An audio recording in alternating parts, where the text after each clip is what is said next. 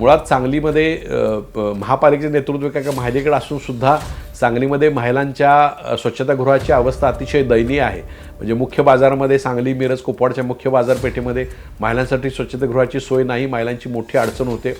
पूर्वी ज्या वेळेला नगरपालिका होती त्यावेळेला सांगलीचं प्रसूतिगृह हे अतिशय प्रसिद्ध होतं। म्हणजे फार मोठ्या प्रमाणात तिथं प्रसूती व्हायच्या, अनेक मान्यवरसुद्धा तिथं जात होते। पण नंतरच्या काळामध्ये ती प्रसूतिगृह बंद पडले। आरोग्य व्यवस्था ही महानगरपालिकेची अतिशय खिळखिळी आहे। आपण पाहतोय की सर्व मोठ्या शहरामध्ये महानगरपालिकेचे हॉस्पिटल आहेत, मुंबई पुणे नागपूर नाशिक असेल त्याप्रमाणे हॉस्पिटल हे आपल्याला सांगलीसाठी हवा आहे। त्यासाठी निधी पण मंजूर आहे, पण ते अद्याप कार्यान्वित झालेलं नाही। तर महिला आयुक्तांनी या सगळ्या गोष्टीत लक्ष दिलं पाहिजे।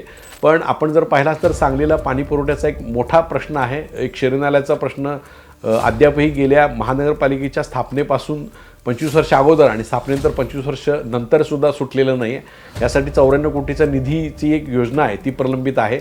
आणि अशा प्रकारे महानगरपालिकेचं जे सांडपाणी आहे ते नदीत मिसळतं आणि ते पाणी पुन्हा एकदा फिल्ट्रेशन प्लांटमध्ये येऊन सांगलीकरांना ते पाणी एक अस्वच्छ पाणी प्यावं लागतं। शहराला जोडणारे प्रमुख रस्ते आहेत, म्हणजे तासगावहून येणारे, कोल्हापूरहून येणारे, त्यानंतर मिरजेहून येणारे आणि इकडे इस्लामपूर येणारे, या प्रमुख रस्त्याचा एंट्रन्स आहे तो महानगरपालिकेत अतिशय खडतरप्रमाणे झालेला आहे। तिथे वाहतुकीची मोठ्या प्रमाणात कोंडी होते।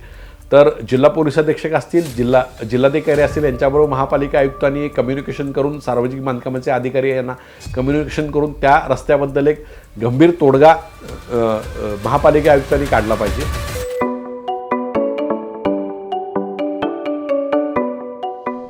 नमस्कार, मी हनुमंत मोती माझ्या यूट्यूब चॅनलवर सर्व प्रेक्षकांचं स्वागत आहे। नुकतंच महापालिका आयुक्तपदी संजिता महापात्र यांनी जबाबदारी स्वीकारलेली आहे। त्यांनी जबाबदारी स्वीकारताना आपण 100 दिवसाचा एक कृती कार्यक्रम करतो असं सांगितलेलं आहे। त्यानंतर बुलडोजर प्रसंगी आपण करू, मागच्या आयुक्तांनी ज्या पद्धतीने अतिक्रमणाची कारवाई केली त्या पद्धतीचं आपण कारवाई करू आणि शहर प्रश्नासाठी आपण गंभीरपणे लक्ष घालून काही गोष्टी करू असं सांगितलेलं आहे। पण नूतन महिला आयुक्तांनी ज्या गोष्टी सांगितल्या आहेत त्या केवळ गर्जना न राहता कृती कार्यक्रम करायला हवा असं सांगलीकरांचं मत आहे। एक गोष्ट आहे की सांगली महापालिकेच्या स्थापनेच्या इतिहासापासून प्रथमच आयुक्तपदी महिला नियुक्त झालेली आहे। शासनाकडून महिलेला संधी देण्यात आलेली आहे। त्यामुळे त्यांच्याकडून सांगलीच्या जनतेला खूप मोठ्या, सांगली मिरज कुपवाडच्या जनतेला खूप मोठ्या अपेक्षा आहेत। मुळात सांगलीमध्ये महापालिकेचे नेतृत्व एका महिलेकडे असून सुद्धा सांगलीमध्ये महिलांच्या स्वच्छतागृहाची अवस्था अतिशय दयनीय आहे। म्हणजे मुख्य बाजारामध्ये सांगली मिरज कुपवाडच्या मुख्य बाजारपेठेमध्ये महिलांसाठी स्वच्छतागृहाची सोय नाही, महिलांची मोठी अडचण होते। मोठी बाजारपेठ असेल, मोठा सराफकट्टा असेल, मोठ्या प्रमाणात सगळे जर व्यापारपेठ आहेत त्याच्यामध्ये महिलांसाठी स्वच्छतागृहाची सोय नाही। महिलांसाठी ज्या काही सुविधा लागतात त्या सुविधा सांगलीमध्ये नाही आहेत। तर याचा एक महिला आयुक्त म्हणून त्यांनी गंभीरपणे विचार केला पाहिजे। पूर्वी ज्या वेळेला नगरपालिका होती त्यावेळेला सांगलीचं प्रसूतिगृह हे अतिशय प्रसिद्ध होतं। म्हणजे फार मोठ्या प्रमाणात तिथं प्रसूती व्हायच्या, अनेक मान्यवरसुद्धा तिथं जात होते।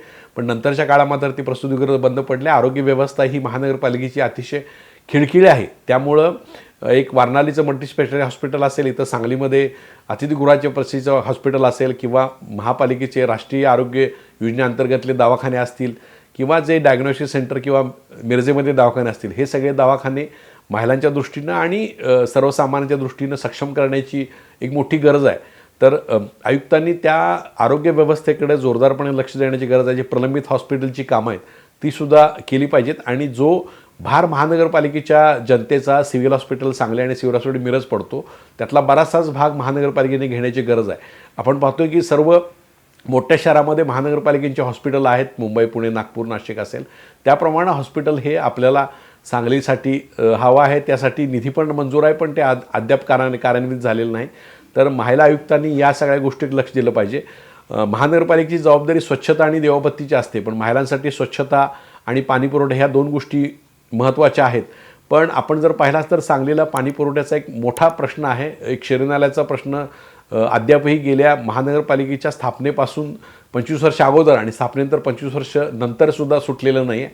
यासाठी 94 कोटीचा निधीची एक योजना आहे ती प्रलंबित आहे।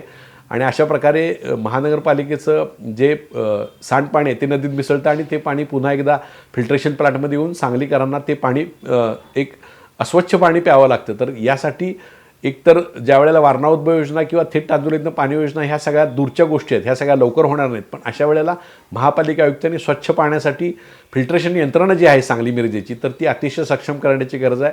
ती प्रथम लक्ष त्यांनी घातलं पाहिजे. अतिक्रमण मोहीम ह्या होत राहतील, सगळ्या गोष्टी होत राहतील, पण नागरिकांसाठी जे आवश्यक स्वच्छता, पाणी, आरोग्य व्यवस्था आहेत, या सगळ्या होण्याची गरज आहे.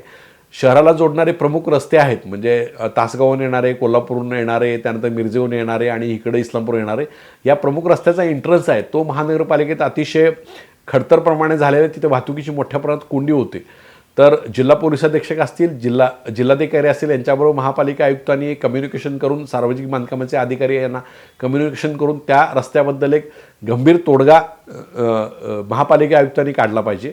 त्यानंतर महापालिकेच्या शाळांची अवस्था अतिशय वाईट आहे. शाळांची इमारतीबद्दल आपण बोलण्यासारखी परिस्थिती नाही, पण शाळांची गुणवत्ता आणि शाळांमध्ये सेमी इंग्लिश निर्माण करणं, काही शाळा दत्तक देणं, तिथली सगळी व्यवस्था सुधारणं, ही सुद्धा आयुक्तांना सगळ्यात मोठ्या प्रमाणात काम करावं लागेल. बागांची स्थिती फार खराब आहे, तीसुद्धा महापालिका आयुक्तांना बघायला लागेल. त्यानंतर पूर सर्वेक्षक जो रेझिलियन्सचा प्रोग्राम महाराष्ट्र शासनाचा आहे, जो जागतिक बँकेच्या सहकार्य सुरू आहे, त्याच्यामध्ये सांगलीमध्ये जवळजवळ साधारण 800 कोटीची कामं सुरू आहेत. त्याच्यामध्ये शामराव नगरचा सगळा ड्रेनेज आणि पाणी पुरवठ्याचा सगळा प्रकल्प आहे आणि त्यानंतर पूर संरक्षक भिंतीचा प्रकल्प आहे. तर या दोन्ही प्रकल्पाची गती देणं हे आयुक्तांना करावं लागेल. त्यामुळं आयुक्तांनी केवळ गर्जना करता कृती कार्यक्रम राबवला तरच सांगलीकरांना त्याच्याबद्दल हे होईल. जो सत्यम गांधींनी कामाचा धडाका लावला होता त्याप्रमाणे धडाका त्यांनी पुढं न्यायला पाहिजे. वास्तविक गांधी यांनी अतिक्रमणावर जास्त लक्ष दिलं होतं, पण नूतन आयुक्तांनी आरोग्य, पाणी पुरवठा, स्वच्छता, शिक्षण या सगळ्या गोष्टीकडे लक्ष देण्याची गरज आहे. आणि महिलांच्याकडून त्यांच्या खूप अपेक्षा आहेत. म्हणजे निम्मी लोकसंख्या सांगली, मिरज, कोपड महापालिकेत महिलांच्या असताना महिलांच्या समस्या त्यांनी फोकस कराव्यात. अशी जर मागणी सांगलीकरांनी व्यक्त केली तर ती निश्चितच वावगी ठरणार नाही.